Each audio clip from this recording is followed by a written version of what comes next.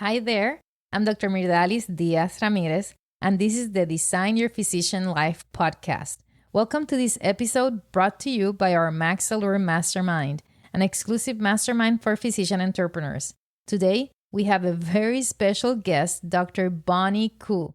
She's the creator of Wealthy Mom MD, and she actually has a new book. It's an Amazon #1 bestseller already. It's called Defining Wealth for Women, Peace, Purpose, and Plenty of Cash.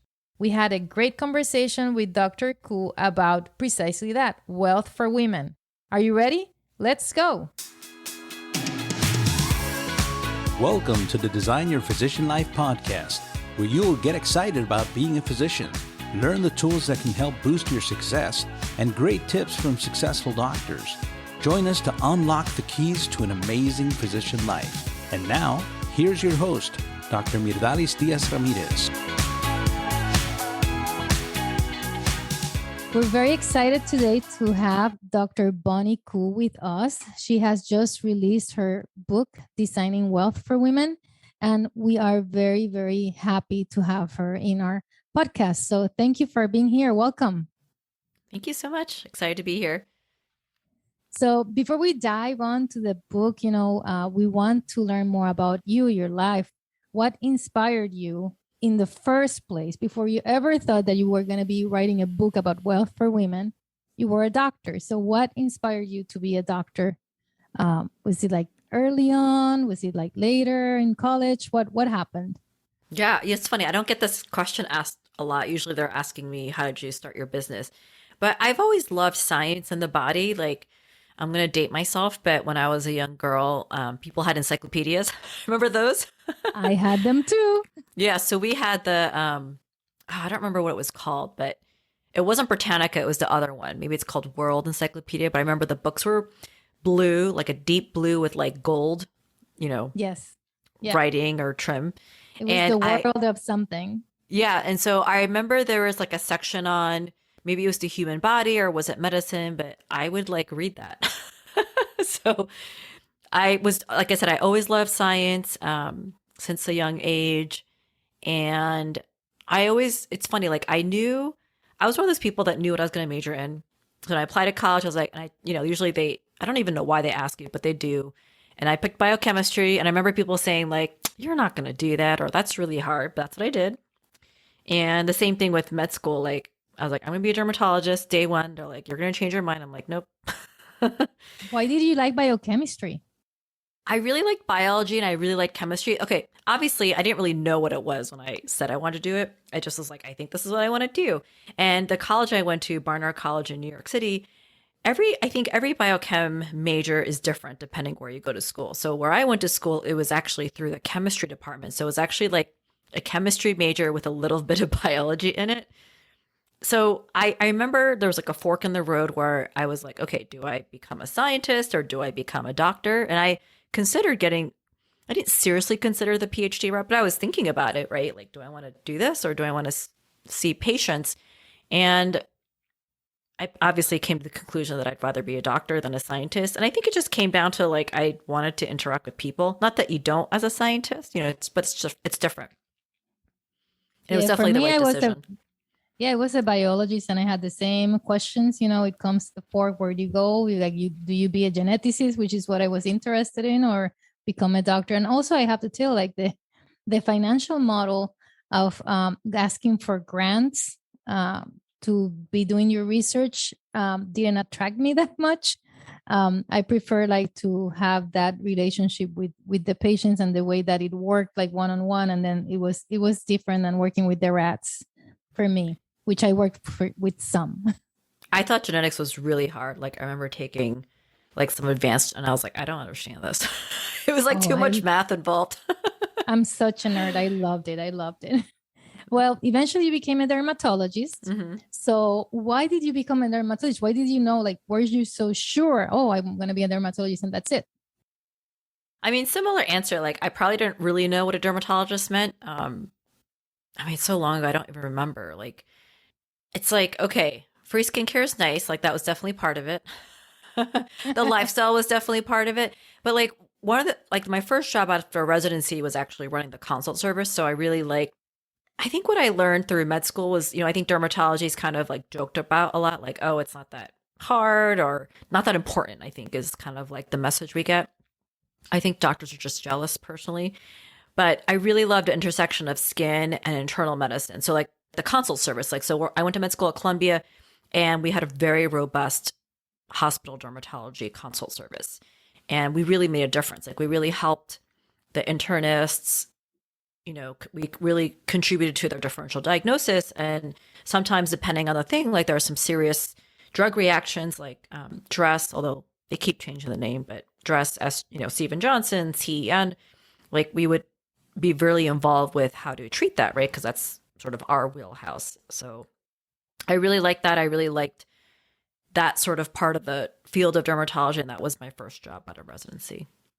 Yeah, it's I think it's overlooked because a lot of people are knowledge, even going to medical school, we really don't know what each specialty does really. Yeah, and we think we know, very, but you don't. Well, but we don't, and we have very little exposure of even what their ergonomics going to work that would be long term as a physician. We don't know how the hours are going to be. We don't know a lot of these things, and then in terms of dermatology, there's so many internal conditions that are expressed through the skin that it's really amazing and very important to deal, and that's the largest organ, right, the skin. So moving on, you went on to be your doctor, you are a dermatologist now, and then you go to practice and suddenly you say, you know what, I really want to do something else. So there was a switch there, and for many people that might be burnout. For many people it might mean that they realize they just want to just continue studying or just grow in different ways. What was that for you? Yeah, so it actually wasn't, I want to do something else. Like, I don't think it wasn't a deliberate decision initially. I do what I see now, and obviously, this is just my limited view of things. It seems like, well, physicians are clearly burned out. That is true. And so I think that is a reason why a lot of physicians pursue something different. It'd be, I think, interesting to see a survey, right? Like have people and just ask what are the reasons. But for me, I never intended to start a business. And what happened was I started this job, and it was actually a relatively new dermatology department at this hospital. And so we weren't like full with patients. At least my clinic wasn't, right? So other doctors were pretty full with their clinics. And I was doing the consult service. So I had residents who would see the patients first, and I would round in the afternoon. So just depending on the day, I had a lot of time. So I joke, I'm like, because I had so much free time, that meant I was on Facebook. And Facebook groups were like just starting to become really popular and like a thing. And, it was just a really kind of a novel idea if you think about it, right? It was like a place where people could form a community virtually versus just like physically where they were. And this was obviously way before COVID. How long ago was this? What year? 2015. Okay. So that's when I finished residency and I started my job September of that year. So like I said, I was on these Facebook groups, and I was also learning a lot about finances, for myself and a friend of mine. And so I didn't have kids at the time. And I guess at some point, if you're a woman, you hear of PMG, right? I never heard of PMG until my friend was like, oh, I should add you to the PMG finance group. That's what she called it, but that's not the actual name. PMG is Physicians Moms Group. For anybody who doesn't know, this is the largest physician group out there where we connect and we talk about anything and everything from medicine to what we're going to work tonight, everything. Yeah. And we have all these subgroups. Yeah. Yeah. It started as like a mom's group. Like there's tons of moms groups, like usually by location, but this was specific, to physicians. Now it's, more inclusive. It's, sort of for every woman now. And so I guess, like I said, the offshoots, there was one for money. And since I had so much free time and I knew the answers, I was answering everyone's questions. That's kind of how it started. And then people started tagging me, and everyone thinks I started that group, but I didn't. I'm actually no longer an admin of that group right now. So at one point, actually a dermatologist friend of mine was like, you should start a blog. And I was like, why? Like that was my first reaction. I wish I probably could find that conversation because it's in Facebook Messenger. So I should actually see if I can find that original message. Anyway, so, I would tell everyone you should read the White Coat Investor book. And this is before he even had a conference, but, he had a book out. Is that where you got your information, your financial? Initially, yeah. And because someone told me to read the book, and that's how it started. And so you just started answering all the questions from reading that book in the group. Yeah, well, reading the book and then diving into all the information out there, because I obviously was hooked, and then I just started going through the rabbit hole of all things finances. And I did start a blog. So before I went to med school, I actually worked in IT. And so tech doesn't scare me. It seems to be something that stops a lot of people from like pursuing an online business. But I say this only to say that starting a website was like a very easy thing for me to do. It wasn't like there's a lot of friction. Like I was like, okay, just, started a free WordPress site and bought a domain. Like that was not a hard thing. I did it probably in a few hours. And so then I started writing blog posts, and it was very easy for me to write them because I would just write them based on what people were asking. And at the time you were still working, right? Yeah. As a dermatologist in that hospital job? Yeah. And so it was just like a fun little hobby, so to speak. And then it just like, it kind of grew from there, then people started asking me to do other things like, oh, come on my podcast to talk about money. Because I think just money for physicians was just really starting around that time. And just 5 years later, right, there's so many resources, more people are talking about it. So I just think it's amazing how much can evolve just in a few years. So I was speaking on it and I was doing all these things, and there's a conference called FinCon. Are you familiar with it? Yes. Yeah. So I remember someone saying, oh, you should go. But at the time I was pregnant with Jack and due when that conference was happening. So clearly I didn't go to that. But I went the following year. But at that point, I remember like, time had passed. I had this blog, it was quote unquote successful, and I established myself as like an expert in this field. But I was like, what am I doing here? Like, I'm a dermatologist. Like, I kind of was confused and didn't know what to do. Like, and I think this is actually something that happens to a lot of physicians when they start their side gig. They're like, I basically had to make a decision. Am I actually is this going to be a real business? Or is this going to be a jobby? Or is this going to be whatever I work on when I feel like it? You know what I mean? There's like different levels of commitment. I like that word, jobby. Yeah. A jobby is like a hobby that makes a little money, but not really. It's not like your primary source of income. And basically, Peter Kim, passive income MD, and I say this a lot. I was telling him like, I don't know what to do. Like, I kind of was like wishy-washy. And he's like, and he said this very nicely because I know it could seem a little blunt and aggressive, but he was like, go big or go home. And how long ago was that? 2018, fall of 2018. Yeah, it was the year after I had Jack.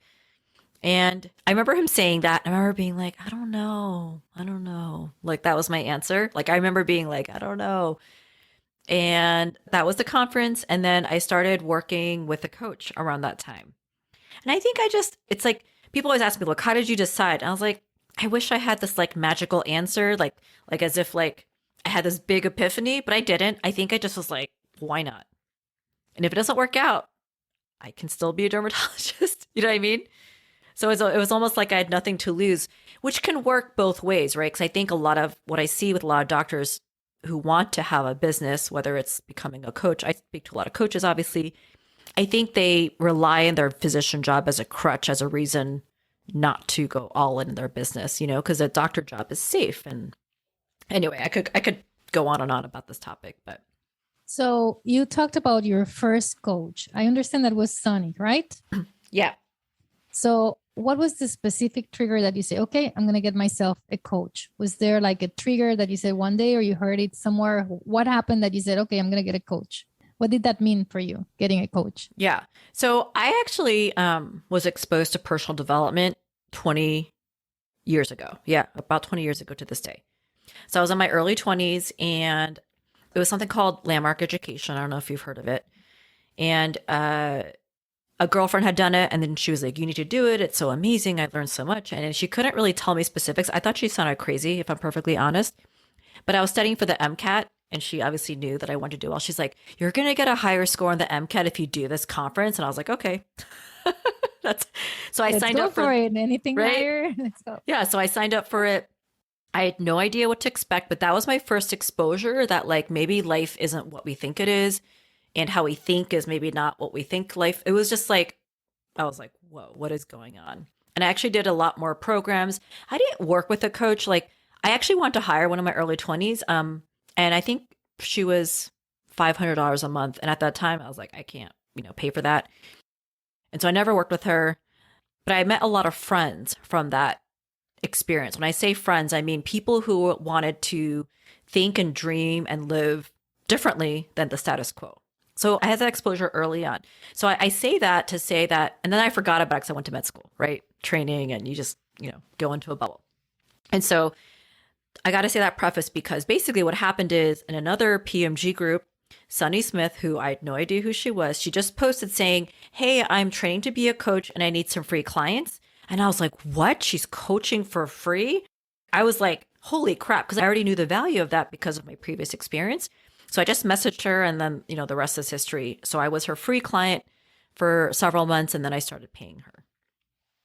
Awesome. Awesome. So then since then, before going into coaching, you've had some other coaches after Sunny. So how has been your coaching development since you work with Sunny? I mean, basically, I fell in and love before with... we go in there, sorry, just to clarify, Sunny Smith is a physician who actually has a very strong story about her burnout situation. And that's even been showcased in a movie called Do No Harm. So she's very important for our community. And we're very grateful for her that decided to turn that around. And then after coaching you, then I interrupted you, but I just wanted to say a little bit about Sunny. Yeah. I didn't know her story when I didn't know who she was. Like I said, I was like, I have no idea who this person is. Anyway, so I started working with her, and it's so funny. I don't really remember exactly what happened, but she was like, okay, like, what do you want to make in your business next year? This was 2020. And I was like, I don't know, 100K. That sounds cool. I feel like that's like everyone's sort of dream is like, that's the first benchmark of a successful business, like make your first 100K. And then she's like, I think you should aim higher. And I'm like, why? Because I had made, just to give some history, like I had made like $38,000 a year, like that year. So to me, going from 30 to 100 was like, that's more than double. So I thought that was... You're saying that that's in your business, not as a physician, correct? Yeah. If I was only making 38,000 as a physician, that wouldn't be great, right? So yeah, as for the business. And then she basically said, higher. And I was like, what do you mean higher? She's like, you can't pick less than 200. And I was like, what?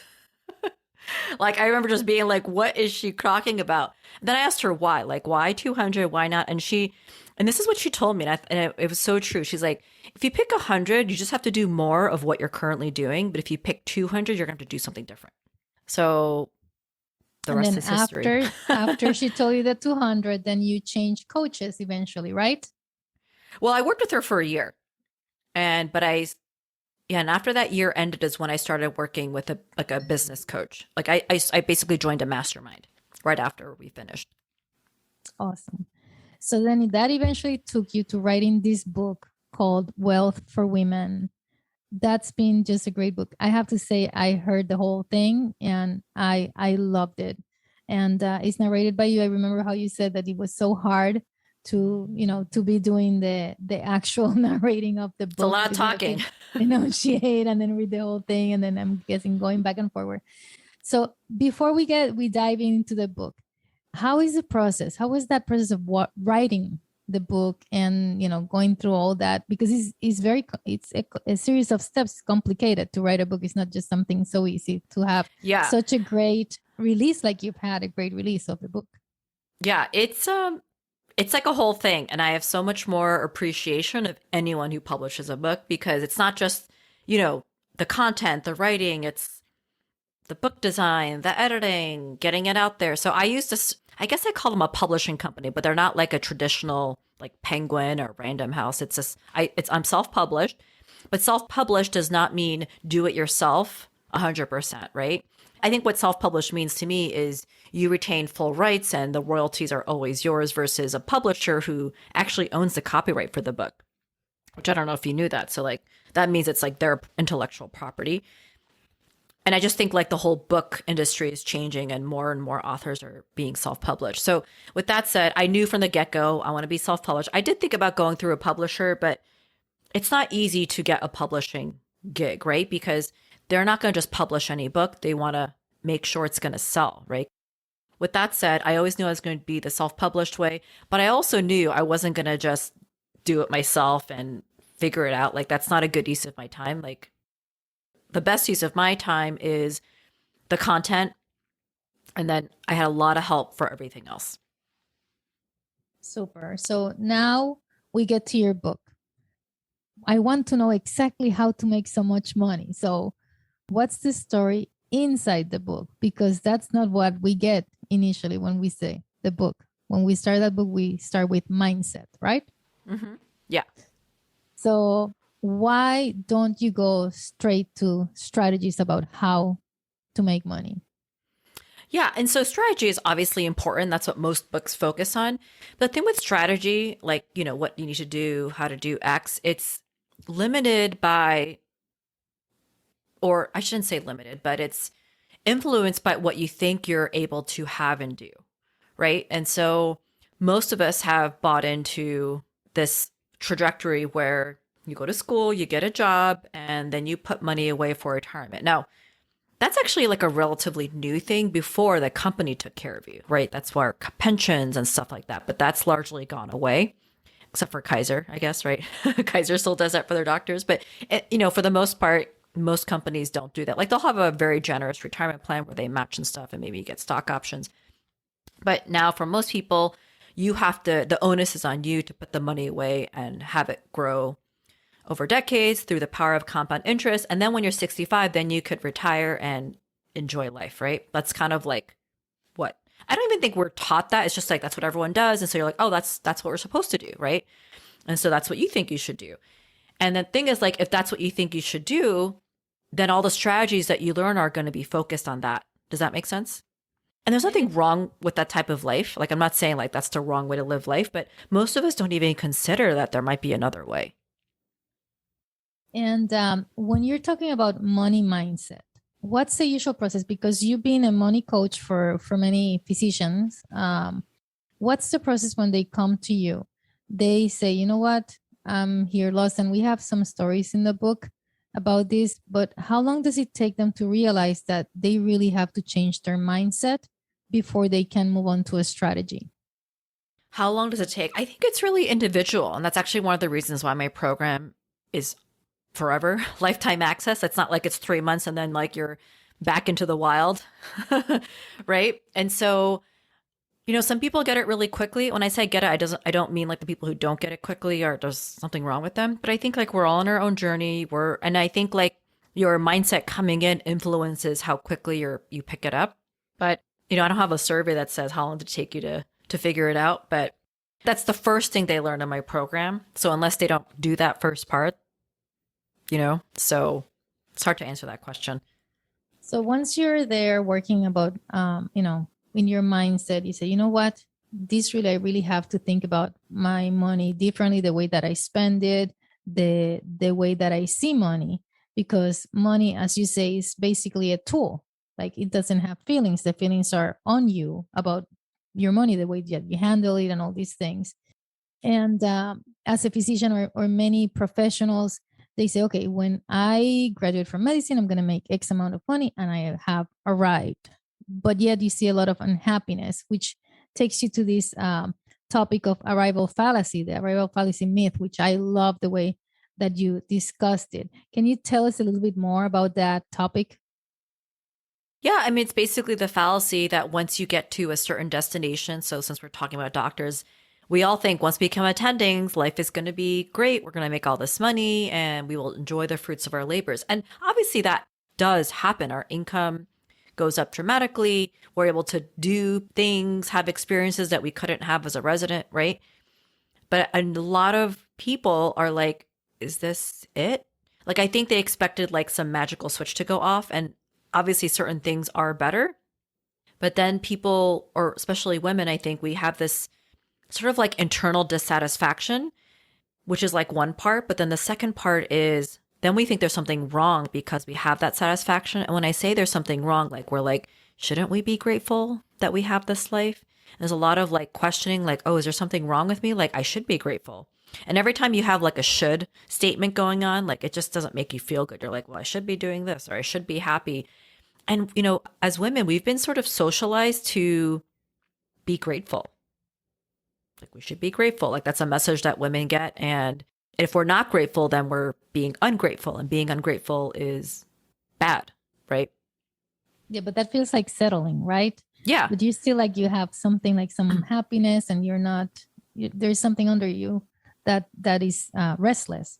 One of the things that I think many of us experience is, once I graduate, I'm going to have like the best car and the best house, and then that's it. And then we have all this debt also from school, and it's just like, yeah, and we arrive like, so what? Like we had to take so many hard tests to come here, and every time we were studying and doing something harder and harder, and then you get there, it's like, okay, I'm here. So now what?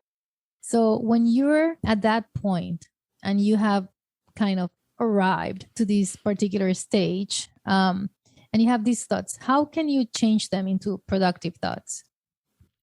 Well, the first thing that one of the things I teach, and it's so important because it's so easy to forget, is like when you're so focused on the destination, you don't appreciate what you have. You're not like appreciative, grateful, whatever you want to call it. And I see this a lot in my clients, because once they're like, oh, I want this, and they have like this money goal, they're so focused on getting there and they become very impatient. They're like, I want it all now. But that mentality is very similar to the arrival fallacy, because they think it's going to be better once they have more money. And like, that's not true, because we think the money is going to create that feeling of satisfaction or happiness or whatever they're going for. And so one of the things we have to learn is that you can create those feelings now. Like, you don't have to wait for the money, because clearly becoming an attending did not magically create that for you, right? But we think, oh, it must be something else. So then we chase the next thing, and you're just never satisfied. So you have to, as a business owner, I know you're a business owner, is like, most of us have these like income goals, right? Which is good because it keeps us focused, whatever. But if you don't appreciate the money you're making, like let's say your goal is 100K, you make 100K $1 at a time, whatever, $100 at a time, $1,000 at a time. So if you're not happy or celebrating the money that is coming in, it's not like you're going to magically be happier once it's 100K. And so it's like really learning to appreciate everything you have. And one of the things I liked about your book is when you're talking about spending, how you spend is important. Like, if you're going to feel guilty about it after you've spent so much money in that purse that you mentioned, when you're going to have the coffee with your girlfriends, and how to control yourself, but not controlling yourself in a way that you feel guilty. Oh, I cannot be buying that purse because I'm on a money diet, right? So can you give us like a tip of how to think about purchasing stuff without making us, feel guilty about our purchase? Or how would you approach that purse if you're walking down the street and you absolutely love that purse and it's like, I have to have it? And how would you say, okay, how am I going to make a decision about buying that purse? Well, I feel like there's two aspects of this, right? It's like buying it when you have the money and buying it when you don't. So let's say you buy it and you actually don't have the money to buy it. That creates a different set of feelings around buying it versus, because that's, one thing. And then there's people who have the money to buy it and they feel guilty about spending money. That's like a whole different ball game. So which one do you want me to talk about? Let's talk about not having the money. Yeah. So it's very similar to what we just talked about, the rail. We think like we're going to feel better once we have the purse, or like, right? And you do feel better initially, right? You get that dopamine hit of like buying it. But it's like with all things, like the feeling wears off, and then you're left with the credit card debt, right? If you don't have the money. And so I think it's very similar. It's like you think life will be better if you have that purse, and that's just not true. And I think if you still want fancy purses, like I think that's okay. But then it's like, let's figure out how to make so much money that I can buy all the purses in the world, if that's your thing. So now let's talk about a different example. For example, I have this friend. She's very famous in her field. It's not medicine. Her thing is that she really wants to get a convertible. That's, growing up, that was the thing in her mind, and that's what she wants to get. And then her husband comes from a different mindset where having that type of car is something that's flashy. Like, you don't want to expose your car, you don't want to tell anybody how much money you've got. But that's what she wants. Like, she desires that, she has the money. So what about when you have the money, but there's some guilt about purchasing certain thing? Like, you talk about watches for men, they don't feel guilty and they go and buy the watch. How about a woman like that who, she's really a professional, she wants to buy her convertible, but somebody's making them feel guilty because they're not to be flashing money. Yeah.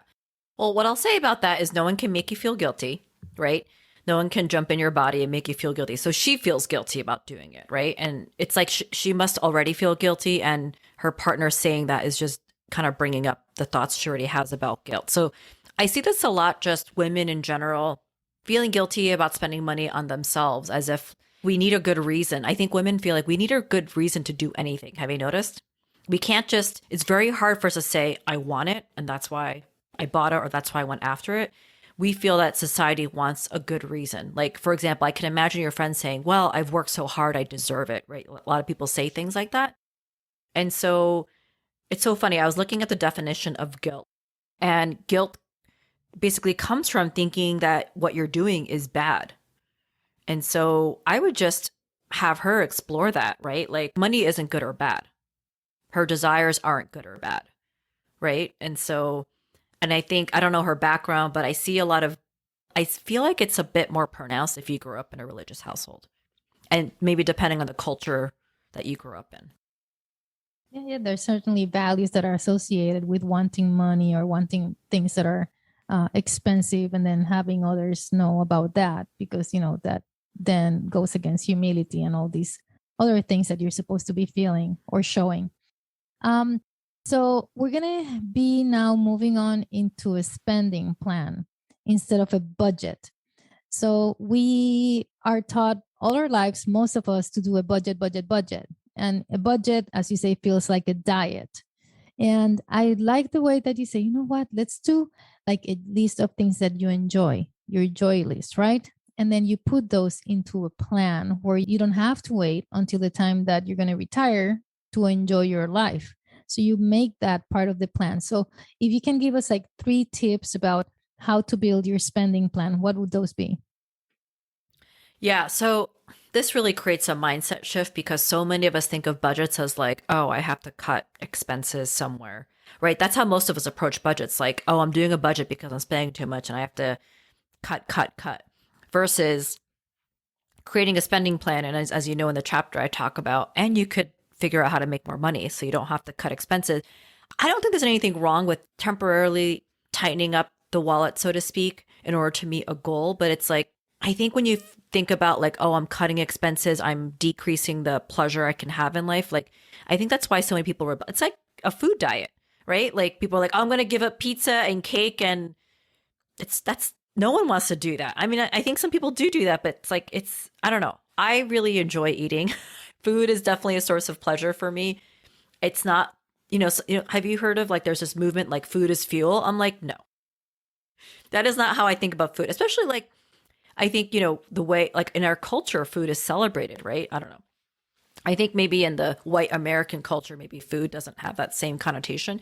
So I really think that same analogy applies to money. It's like, no, you don't have to like, if you go into a spending plan with like, I'm never taking, I'm not going to go on a vacation this year. I'm going to stop.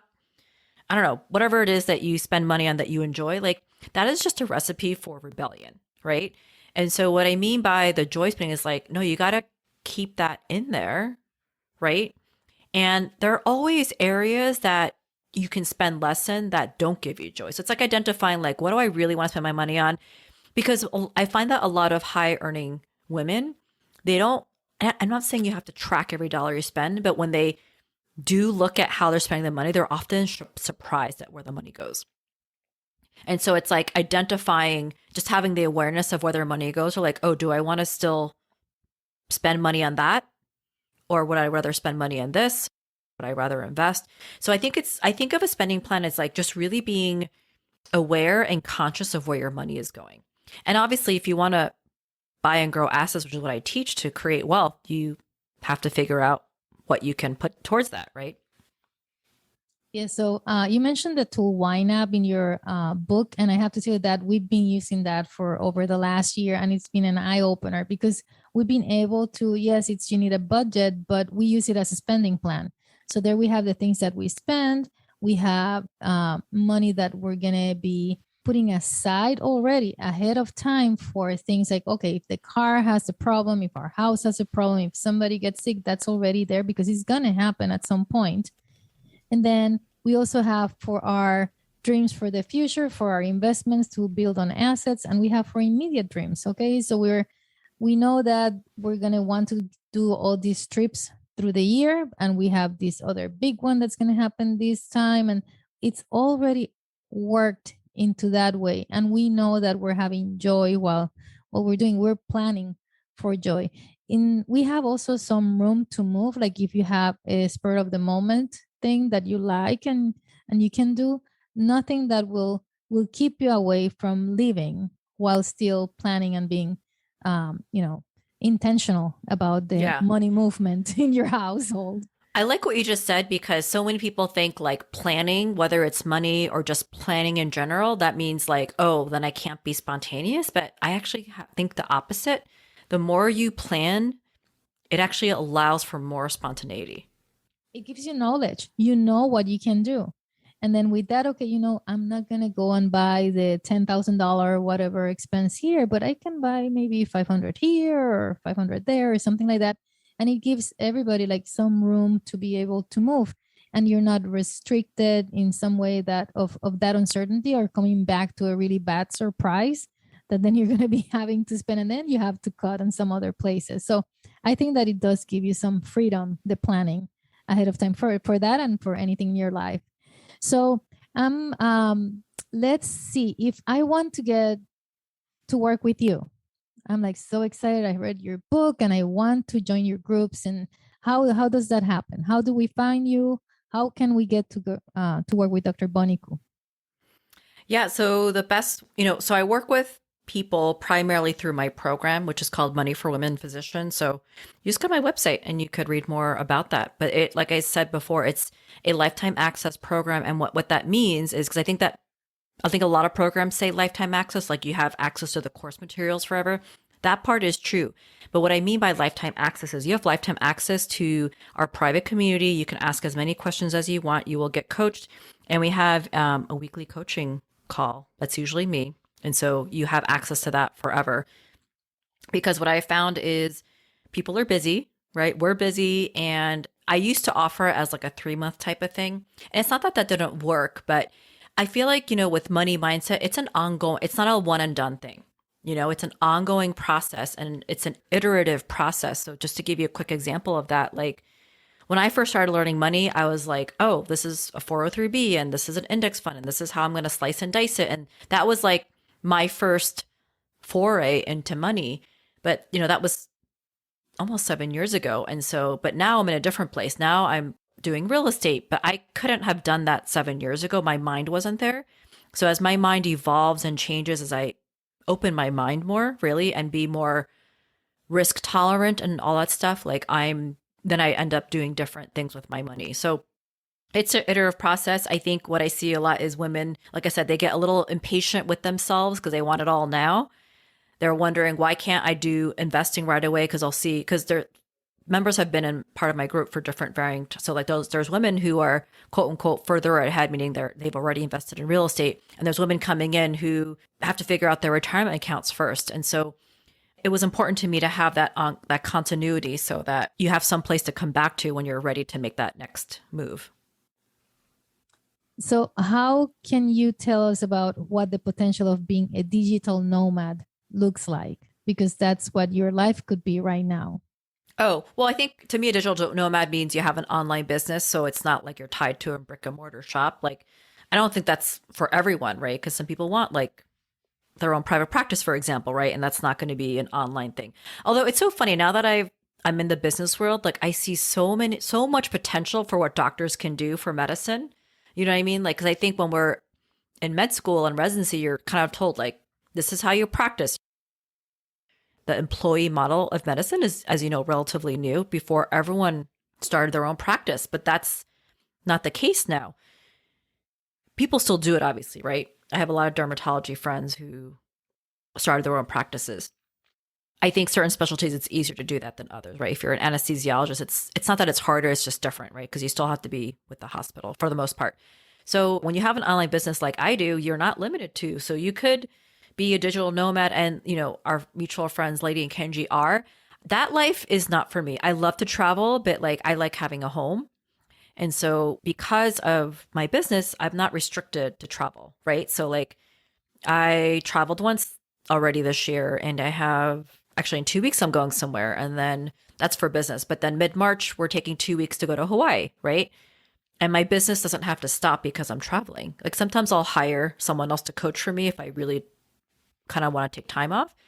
But it's not a big deal for me to do an hour coaching call if I'm away.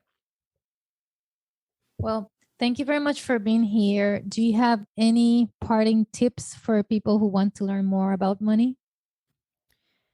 I think, the one thing I've been saying a lot, which I love, is just like, I guess, giving permission to a woman to like dare to want more money. Because I think a lot of us we don't even feel like we're allowed to want more money.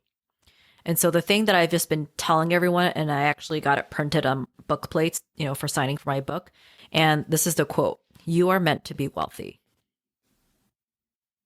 That's right. We have to get to that mindset where we also believe that ourselves. So thank you, Dr. Boniku, for being here. And anybody who wants to go, I really invite and recommend that you read or listen to this book, Defining Wealth for Women. It just came out this year, 2022, and you're going to be blown away, changing your mindset around money, and then finally being able to work on strategies to get there and make more money. Thanks a lot. Thank you. Well, guys, that's it for today. Stay tuned for more of our Design Your Physician Life podcast, which was brought to you today by our maxAllure Mastermind, an exclusive mastermind for physician entrepreneurs. We will continue to bring you useful resources to develop your physician entrepreneur life like we did today with Dr. Bonnie Koo. You can actually find her at wealthymommd.com, where you can get information about her courses, how to work with her, and her podcast, as well as her #1 bestseller Amazon book, Defining Wealth for Women, Peace, Purpose, and Plenty of Cash.